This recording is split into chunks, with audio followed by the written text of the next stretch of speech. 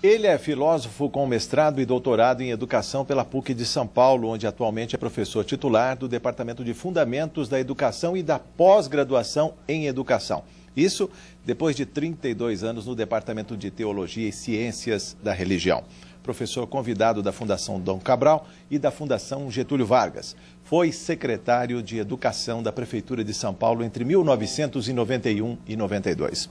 O Arena Livre de hoje tem o prazer de receber mais uma vez o professor Mário Sérgio Cortella, autor do livro Política para não ser idiota, em parceria com o professor Renato Janine Ribeiro, pela editora Papiros. Bem-vindo mais uma vez a esta Casa de Leis, professor. Eu, como cidadão desse estado, fico sempre animado quando posso dialogar com deputados e deputadas, especialmente dentro de uma arena que, além de tudo, é livre. Professor, no nosso último encontro nesta arena, falamos dos labirintos da moral, não espere pelo epitáfio, não nascemos prontos, sobre a esperança, qual é a tua obra, outros livros de sua lavra, além de outros títulos. Desta vez uma provocação, política para não ser idiota. Idiota naquele sentido grego que o senhor foi resgatar, aquele que só pensa em si mesmo.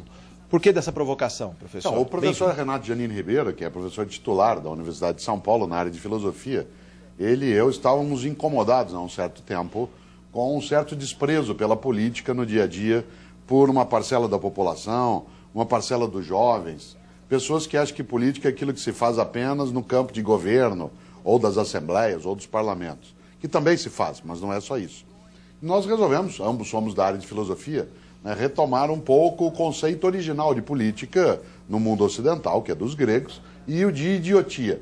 E aí tem um dado curioso, há 2.500 anos, um grego em Atenas, ele chamaria a pessoa, aquela pessoa que cuida só do próprio umbigo, que olha só para si, que nunca se interessa pela vida dos outros e da comunidade, aquele que acha que a regra na vida é cada um por si, Deus por todos. A palavra em grego para essa pessoa é idiotés, da onde vem idiota. Idiota não é tonto no sentido original. Idiota é aquele que olha só para si, porque esse prefixo grego id significa próprio, identidade, idiopatia, idiosincrasia, etc. E um grego clássico, há 2.500 anos, chamaria a pessoa que participa da vida da comunidade, que acha que fraternidade, solidariedade, cidadania é uma coisa forte, ele chamava de politico, por causa de polis, comunidade, cidade. Por isso, olha que interessante, há 2.500 anos, um grego acharia que idiota é aquele que não participa da política. Nós conseguimos inverter isso. E passamos a achar que idiota é aquele que participa da política. E o Renato Janine Ribeiro e eu decidimos produzir uma reflexão em forma de diálogo, para poder recuperar a noção original de política como uma coisa nobre e de idiotia como uma coisa ultrapassada e que precisa ser deixada de lado. Essa é a origem do nome.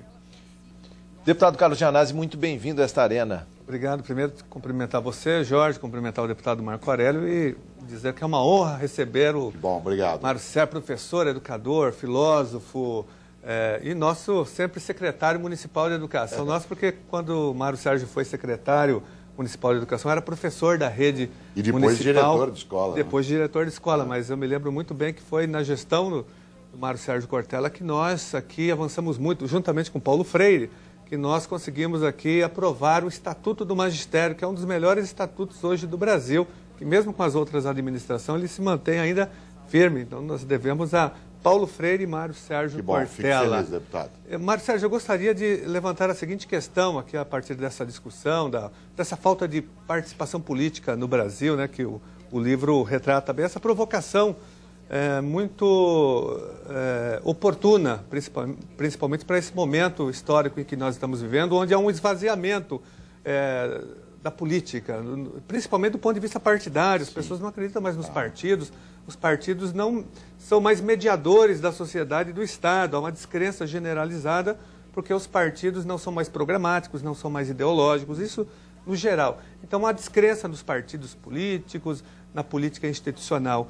Eu queria ver como que você vê essa questão no sentido de qual o peso do nosso passado histórico, O nosso país sempre teve a marca da repressão no período colonial, no período imperial, na República Velha, na República Nova, na ditadura Vargas, na ditadura militar. Então, assim, nunca houve incentivo à participação da população, das pessoas, Mesmo com o nosso período colonial, por exemplo, as câmaras municipais, que foram os primeiros órgãos de representação de algum tipo de administração, só participavam delas quem tinha dinheiro. Depois, mais à frente, no outro momento histórico, tinha o voto censitário, só podia votar quem tinha dinheiro. Enfim, essa tem sido a marca e repressão a todos os movimentos populares, sociais, balaiada, sabinada, todos os movimentos contra a ditadura Vargas, contra a ditadura militar. O peso desse passado histórico, ele influencia ainda hoje as nossas gerações? Sem dúvida, fortemente, porque num país que tem, por exemplo, mais de 500 anos de história, nós, um país que no ano de 2011 vivemos 511 anos de história, democracia, ou seja, participação efetiva com voto universal, nós temos apenas desde 1988. Se nós olhamos, durante 488 anos na nossa história, em 511, nós tivemos uma exclusão. Seja porque, como o deputado lembrou, por conta da renda, seja porque não havia eleição, seja porque não era uma democracia, seja porque o analfabeto não podia votar numa sociedade que até alguns anos ainda tinha 1/3 dos adultos em idade eleitoral marcados pela violência do analfabetismo. Desse ponto de vista, nós não temos, de fato, deputado, e sabe muito bem, uma história de participação da população no cotidiano, a não ser em alguns movimentos que explodiram, foram significativos, como a Revolução, a Conjuração Mineira, a discussão em relação à balaiada, sabinada, cabanagem no Pará, né, a ideia própria do combate no Sul, nós tivemos. Mas, olha só, do ano de 1500, quando os portugueses aqui chegam, né, e fundam a empresa Brasil S.A., né, de colonização, até 1808, nós tivemos aqui uma colônia sem direitos. Em 1808, nós tivemos uma experiência inédita na história do Ocidente. Um governo importado, inteirinho. Inteiro. Inteirinho. Todos os ministros, os gestores, etc. Em 1922, quando foi o momento da independência, a independência é feita pelo colonizador, né? Dom Pedro, que assume aqui o título de Dom Pedro I. Nossa república será proclamada por um monarquista, que é Deodoro da Fonseca, que, aliás, era o ministro da Guerra, né, do Dom Pedro II. Nós não temos uma trajetória de participação. Se nós observamos, a noção de política partidária, ela é muito restrita ainda a algumas camadas da população, mas ela precisa crescer por uma razão. História não é destino. O que já foi não significa que a gente fique impedido de fazer de outro modo. Ao contrário, nossos últimos 25 anos mostraram no nosso país uma possibilidade imensa de uma decolagem para melhor em várias áreas. Uma das coisas mais fortes é que a pessoa que olha hoje o Brasil e vê um esvaziamento mesmo da questão programática em vários partidos, que vê denúncias de corrupção CPI, talvez ela tenha que entender que a novidade hoje não é a depreciação, mas é a rejeição a uma política que a gente não quer. Isto é, por exemplo, no que se refere à corrupção. A novidade não é a corrupção, é o começo da limpeza. É uma discussão em relação à necessidade de se tomar providências, de afastar o que não se deve. E nesta hora, os partidos têm uma responsabilidade muito forte, porque é uma frase antiga, que a gente até trata no livro, e que precisa ser trazida, que diz o seguinte: os ausentes nunca têm razão. Os ausentes nunca têm razão. Na vida coletiva, na vida em sociedade, se você se recusa a decidir algo, fique tranquilo, alguém vai decidir por você. Na tua rua, na tua escola, no teu condomínio, na tua igreja, no teu sindicato, no teu partido, né, dentro do nosso país. Os ausentes nunca têm razão. Por isso, uma das maneiras de organizar a ação política não é só o partido, mas o partido é um instrumento poderoso para que isso seja feito. Lamento, e tenho certeza que o deputado também lamenta, que tenha havido esse esvaziamento de algumas ideias, isto é, a organização da política partidária em vários momentos de forma oportunista. Mas isso não vale sempre, não vale de todos os modos, não vale para todos os partidos e não vale para todas as pessoas dentro dos mesmos partidos. Isso é uma coisa extremamente esperançosa para nós. Nós estamos rompendo, e aí concluo, algumas formas de ser idiota, inclusive dentro da política partidária. Esperançosa do verbo esperançar. Esperançar, que Paulo Freire dizia. Paulo Freire dizia e insistia, é preciso ter esperança do verbo esperançar. Esperança do verbo esperar é só aguardar. Há pessoas que participam da política com a esperança do aguardo. Eu espero que dê certo, espero que funcione, espero que resolva. Isso não é esperança. Política é esperançar no sentido de ir atrás, de se juntar, de não desistir. Aliás, usando um antigo ditado que eu gosto demais, que vale muito na área de educação, tem gente que diz, mas do jeito que a coisa está, se ficar o bicho come, se correr o bicho pega, mas falte a terceira parte. E é isso que é política. A terceira parte é, se ficar o bicho come, se correr o bicho pega, mas se juntar, o bicho foge. E política é quando a gente se junta para defender uma ideia, defender uma causa, em onde for, inclusive em partido. Como que você vê essas novas formas de participação política? Por exemplo, na Tunísia, no Egito, a população se organizou, derrubou ditadores, né, fora da égide dos partidos políticos, dos sindicatos, das entidades. Foi um movimento que foi articulado primeiramente pela internet, né? No Brasil nós temos também já experiências consolidadas nesse sentido. Aqui em São Paulo nós temos o movimento do passe livre contra o aumento de passagem de ônibus, de metrô e de trem, que é um movimento altamente alternativo, que não passa pelos partidos, pelos sindicatos, pelas entidades, nem pelas entidades estudantis, UNE, UE, né? E são manifestações também espontâneas que passam ao largo de todos esses partidos existentes no Brasil. Como costuradas nas redes sociais. Nas redes sociais, enfim, com uma nova linguagem. Essa é uma maneira muito forte, deputado, e muito bonita de se recuperar o valor da política como não sendo exclusiva dentro do parlamento. É digno fazer em partido, é digno fazer no parlamento, é necessário para uma democracia representativa, mas não é exclusiva. Se faz na igreja, na família, dentro da escola. Por exemplo, eu às vezes brinco, até coloco isso no livro junto com o Renato Janine Ribeiro. Eu faço política como professor até numa escola de educação infantil, quando na hora de voltar do intervalo, eu digo assim para os alunos, formem duas filas. A função de uma fila é organizar. Na sequência eu digo uma frase que é uma decisão política. Meninos de um lado, meninas do outro. Nessa hora eu mudei a função da fila. A função de uma fila é organizar, não é separar por gênero. Você não cresce, tem fila para homem e fila para mulher no banco. Não é separada a fila no caixa do supermercado. Se começa a criar mundos distintos, quando eles são mundos de convivência e são conexos. Por outro lado, se faz a política organizando situações autônomas, como, por exemplo, nas redes sociais, nos protestos, nos grupos de rap, nos grupos de funk que não estejam ligados à violência, na organização das comunidades. E o exemplo do norte da África, que aconteceu em 2011, ele é muito significativo, porque ele escapou de um certo controle institucional das antigas estruturas, né, que às vezes elas preenchem um papel que é muito curioso. Há um educador de Minas Gerais, magnífico, professor como nós, chamado Tião Rocha. Ele é um antropólogo, e ele não fala muito em escola formal, ele fala em escola formal. Ou seja, aquela que preserva alguns cadáveres, né? Você sabe que tem política que não é formal, ela é formal, né? Você tem partido que não é formal, ele é formal, ele preserva alguns cadáveres. E há outras vidas na política, entre elas fazê-lo por meio das redes sociais, articular com outros grupos, pessoas que saem defendendo a sua orientação sexual ou o seu modo de religião. Então, por exemplo, a cidade de São Paulo, ela vive, né, no mês de junho, na cidade de São Paulo, nós somos capazes todos os anos de presenciar na capital paulista várias marchas. Sim. Uma que é a parada em defesa dos direitos daqueles que têm orientação sexual diferenciada do que é hegemônico. Você tem grupos religiosos que fazem as suas marchas.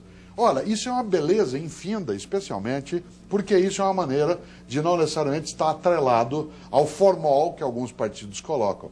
Nem todo partido é formal, né? Mas alguns, sem dúvida, o são. A internet não é a única alternativa, mas ela é muito forte nesse campo. Professor, rapidamente, para a gente fechar esse bloco, das formas de resolver conflitos. A política, eu digo da questão da vontade da maioria, muitas vezes esmagando as minorias.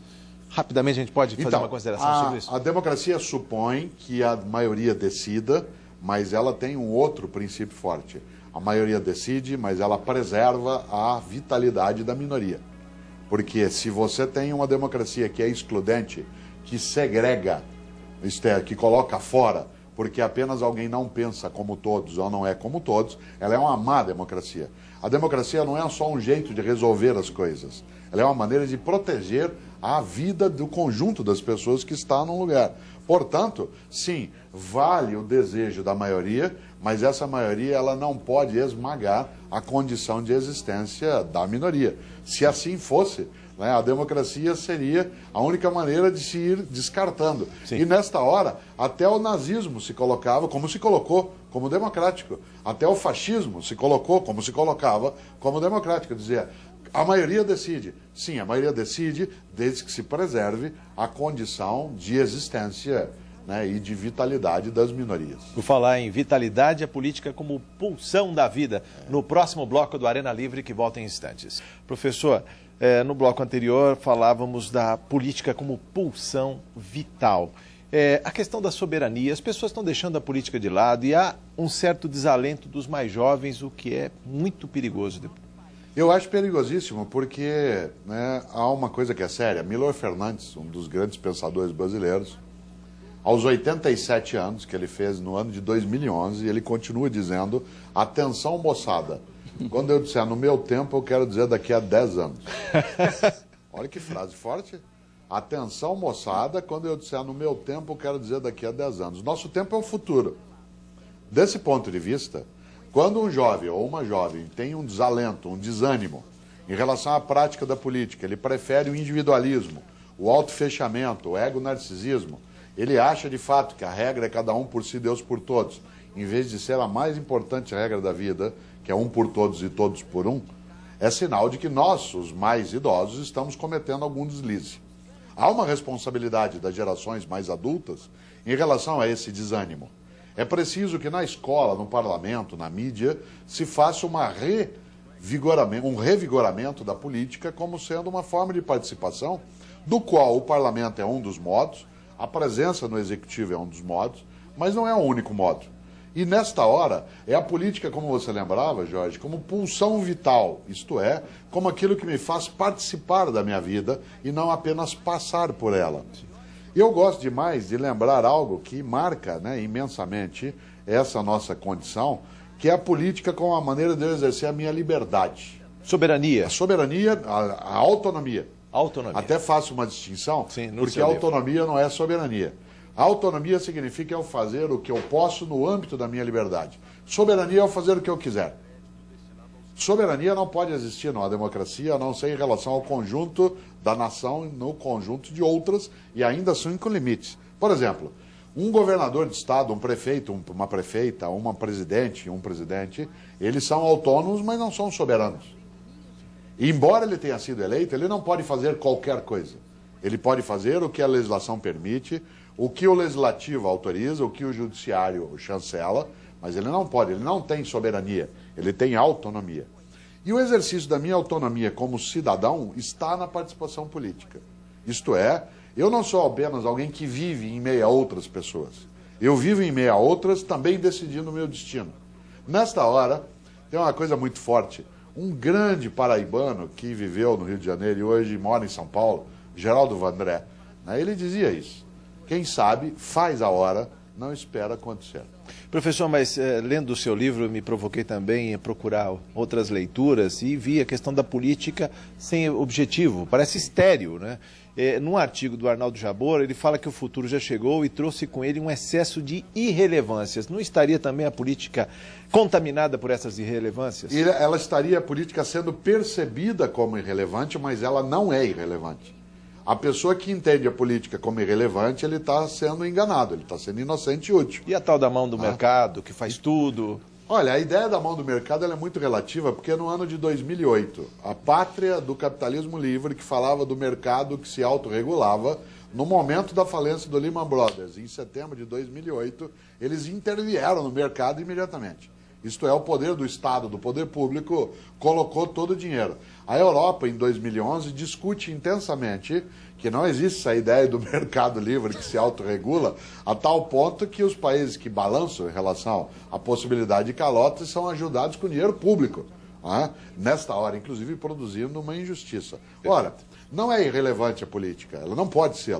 Alguém pode até achar, diz assim, né, como lembrou aquela hora o deputado Marco Aurélio, eu sou uma pessoa de bem, eu não me meto em política. Já se meteu. Né? Porque a melhor maneira de participar é querer ficar fora quando a participação é necessária. Em escola, o deputado Janésio sabe disso, é muito comum o professor dizer, eu não faço política na escola. Ele pode não fazer partidarização. Porque uma escola pública, ela é uma entidade de natureza republicana. Então ela não deve, a escola pública, fazer partidário. Ela pode levar o partido para debater, para discutir, partidarizar a escola, não. Agora, política, a escola faz o tempo todo. Na seleção do conteúdo, na ideia se abre o equipamento público no final de semana ou não, no modo como trata as pessoas, tudo isso é política, não é, deputado? Com certeza. Tanto é que o Paulo Freire tem a seguinte frase, que a escola não é neutra, politicamente falando, e todo ato pedagógico é um ato político, né? E todo ato político também é um ato pedagógico. E aí tem um lado curioso, porque muita gente diz assim, olha, e a gente até conversa isso no livro, Renato Janine Ribeiro e eu, tem pessoas que dizem assim, eu em escola não quero fazer política, a gente só cuida aqui de cidadania. Que é uma coisa curiosa, porque a palavra política e a palavra cidadania, elas significam exatamente a mesma coisa. Só que uma em grego, que é política, e a outra em latim, que é cidadania. Polis, grego, e civitate, em latino, significam comunidade de vida junto. Ora, por que eu estou dizendo isso? Porque há pessoas que consideram a política menos nobre, menos relevante, menos séria, enquanto que a cidadania seria aquilo que é elevado. Mas é a mesma coisa. Alguém que diz que vai cuidar de cidadania e não cuida de política, ele está fazendo má política. Porque cidadania e política significa cuidarmos da vida coletiva com a nossa presença. Voltando, Mário Sérgio, para a área aqui da educação, né, principalmente nessa questão curricular que você domina muito, entende, trabalha nessa área, durante o regime militar no Brasil foram introduzidas algumas disciplinas no currículo escolar, como Educação Moral e Cívica, o SPB, e no ensino superior, Estudo de Problemas Brasileiros, isso, EPB, isso, né? Com a intenção lógica de transmitir a ideologia de segurança nacional, de legitimar a ditadura militar, o autoritarismo, enfim. Depois, com o processo de redemocratização do Brasil, essas disciplinas foram retiradas do currículo escolar. Hoje nós trabalhamos basicamente com temas transversais, né? Por exemplo, cidadania, que é um tema que tem que atravessar todas as disciplinas, não tem uma disciplina de cidadania, né? Orientação sexual, cultura, enfim, como que você vê isso? Você acha que esse é o melhor caminho para a construção de um currículo ligado à cidadania? Porque aqui na Assembleia, Mário Sérgio, em todos os momentos, os deputados apresentam projetos para introduzir uma disciplina nova, nessa disciplina de política, de cidadania. Eu vou falar alguma coisa que várias pessoas, que seja as que nos assistem, seja que os deputados sabem muito bem. Na educação escolar, isto é, dentro de uma escola, a gente divide o currículo em dois grandes blocos.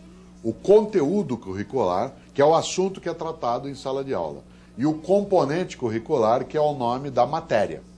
Os conteúdos ficam dentro das matérias. Matemática, português, né, língua estrangeira moderna, biologia. Isso é um componente curricular. Conteúdo curricular. Ética, o idioma, a literatura, né, as relações dos seres vivos. Consumo sustentável, sexo, drogas. Agora, a escola já está inchada, vou usar um termo mais sofisticado, pletorada. Ela já está lotada de componentes curriculares de disciplinas. Isto é, as que aí estão dentro do horário do período escolar já não cabem mais. Nós não temos que ter uma matéria chamada Educação para o Trânsito, nós temos que ter o tema Educação para o Trânsito dentro da escola. Nós não precisamos ter uma matéria chamada Ecologia, chamada Educação Moral e Cívica, chamada Orientação Sexual. O que nós não podemos é não tratar desse assunto dentro do conjunto das matérias. Isto é, o projeto pedagógico da escola tem que trazer formação de cidadania, educação para o trânsito, sustentabilidade e ecologia, né, organização da vida afetiva, tudo que tenha relação, mas as disciplinas, tais quais elas estão, elas não podem ser mais adensadas, né, porque nós estaríamos fazendo com que a escola deixasse de cumprir uma das suas tarefas, que é a educação mais planificada. Então, acho que um deputado ou uma deputada, vez ou outra, até faz isso talvez para dar satisfação ou para si ou para os seus eleitores. Saberá, inclusive, ao apresentar, né, que o executivo vai rejeitar. Sabe ao apresentar que será rejeitado porque a normatização da educação faz parte do modo de fazer política. Mas, e concluo a longa resposta, Educação Moral e Cívica, ou SPB, que era a Organização Social e Política do Brasil, na EPB, Estudo de Problemas Brasileiros, que existiu de 1968 até basicamente 1982, essas disciplinas elas cumpriam uma tarefa cuja intenção era a formação do cidadão, mas numa ditadura. Agora, elas fizeram mal num ponto. Elas desmoralizaram aquilo que seria uma coisa positiva, que hoje eu não defenderia como uma matéria, mas o assunto, sem dúvida, ele tem que aparecer. Como você acha que isso contribui mesmo para que as pessoas participem mais do processo imensamente. político? E nós estamos usando pouco isso. Cada vez mais a gente tem na internet, nas redes sociais, possibilidade de fazer petição, organizar projetos, estruturar plebiscitos. Nós vamos ter que fazer plebiscitos em breve no Brasil, nos próximos 5 anos. Há questões decisivas no nosso dia a dia em relação a direitos sociais, em relação à questão da aposentadoria, em relação a reformas políticas, tudo isso tem que ser utilizado. Nós temos muitas ferramentas, o que precisa é partir, isto é, fazê-lo. E lembrar aquilo que eu dizia antes, né, que idiota não é quem participa da política, é aquele que fica olhando, né, do próprio umbigo. Agradecer aqui, saudar a presença do Mário Sérgio Cortella, sempre presente aqui na TV, nessa TV pública, TV da Cidadania, na TV Assembleia, e agradecer pela grande contribuição que ele tem dado para a educação, para a democracia nesse país, e sobretudo também para o desenvolvimento do senso crítico através das suas palestras, das suas aulas, das suas orientações de mestrado e doutorado na universidade. Eu fico feliz, eu gosto do elogio. O Paulo Freire dizia que quando a gente recebe um elogio, a gente diz obrigado, né? Porque isso eleva e ao mesmo tempo honra essa possibilidade. Professor, eu fico animado nas suas com essa considerações ideia. finais, só levantando, aproveitando o livro, fechando aqui, Claro. tá? Página 96, a frase do Capitão Nascimento em Tropa de Elite 1.